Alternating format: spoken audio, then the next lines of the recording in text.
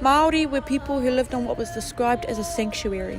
Hawaii ki nui, Hawaii ki roa, Hawaii ki pāmamao. However, during the outbreak of wars, food and land was minimal for future descendants. The only way to ensure the survival and prosperity of the next generations was to leave. So they set sail on te whare huka huka nui a Tangaroa, the most dangerous of all seas. Survival through the ocean wasn't guaranteed and the final destination was unknown. However, the result was Māori becoming the tangata whenua o Aotearoa, people of the land of New Zealand. Decades went by, Pākehā colonised, wars were fought, and decades of conflict arose. After all that was sacrificed by Māori ancestors, this is what has come of it.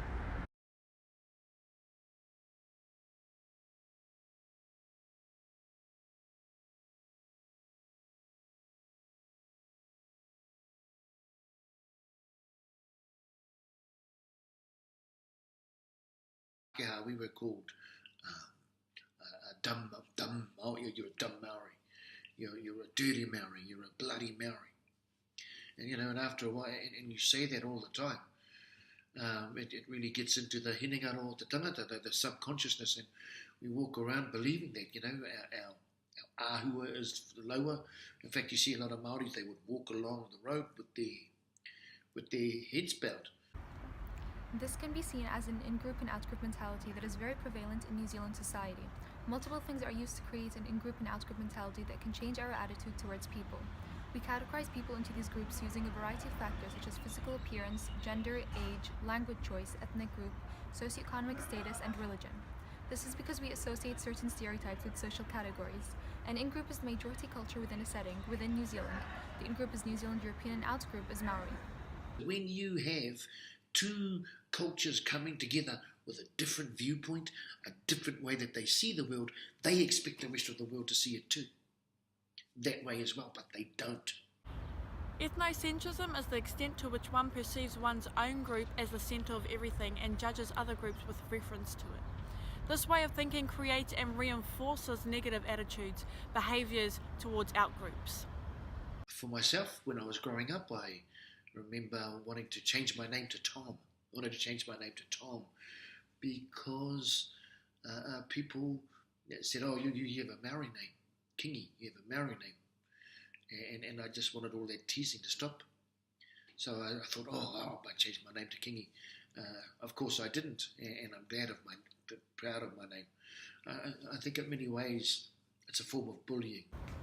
In this case, the in-group, Pākehā or New Zealand European, see themselves as superior or that their own way of life is more correct. They are likely to possess narrow categories and simple perceptions of Māori culture. Ethnocentrism is an obstacle to intercultural communication competence. Social categorization is how we position ourselves in relation to our interlocutor and is dependent on our attitudes. The attitude with which one approaches an intercultural communication determines their intercultural willingness to communicate. A divergent attitude does not facilitate a positive communication exchange. It is behaviour, verbal or physical, that contributes to creating a perception of distance, difference, and otherness. This includes overlooking, ignoring, little acknowledgement, avoiding eye contact, body language, and derogatory labels. Having a convergent attitude facilitates a positive and constructive exchange. It bridges the gap between differences. Examples of this include body language and eye contact. In order to facilitate successful intercultural communications between Māori and Pākehā, we need to have a convergent attitude and get rid of the ostracisation that comes from in-groups, out-groups, and ethnocentrism. Tension and conflict between Māori and Pākehā remain as there are still misunderstandings and lack of education surrounding the history of colonisation and how that affected and still affects Māori people today. Greater understanding around acknowledging the Indigenous rights of Māori, redressing past injustices, and overall cultural awareness will lead us to a more equal society.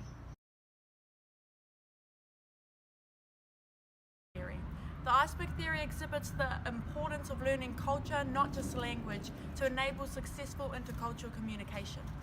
The external or conscious part of culture is what we can see, such as architecture, the way people dress, and language. The internal or subconscious part of culture is below the surface of society and includes some beliefs and the values and thought patterns that underlie behaviour. Currently, there is a lot of discussion about making te reo Māori compulsory in primary schools.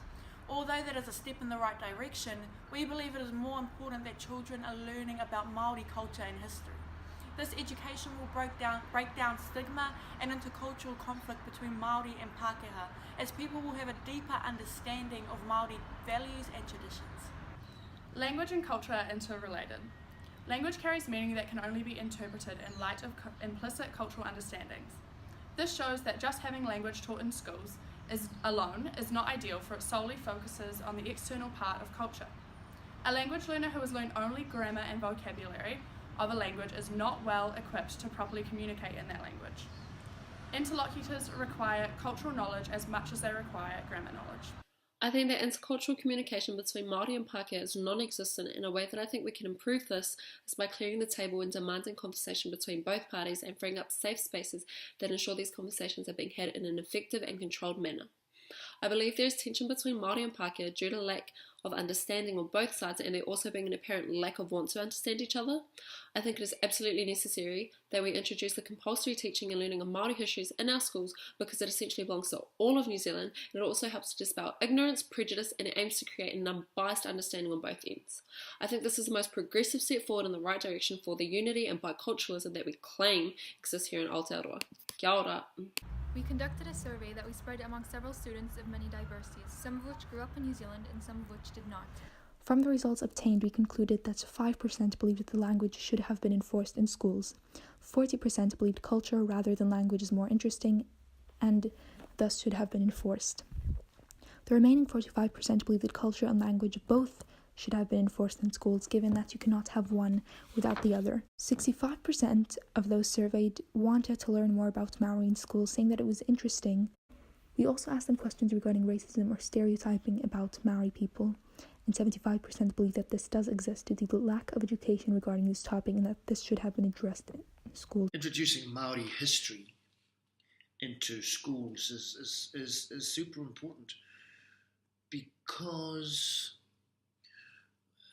history, when you tell our history, then people can understand why we do these things that we do. And not putting Māori history into schools just perpetuates or will just continue the misunderstanding that we have between us. To be competent intercultural communicators, one must have knowledge about the person they are communicating with, be motivated to communicate with people from different cultures, and engage in appropriate and effective verbal and non-verbal skills. We just need to understand each other, and then ka mari no te tai. Ka mari no te tai. And the way to do that is getting those stories out there so they can be heard and understood.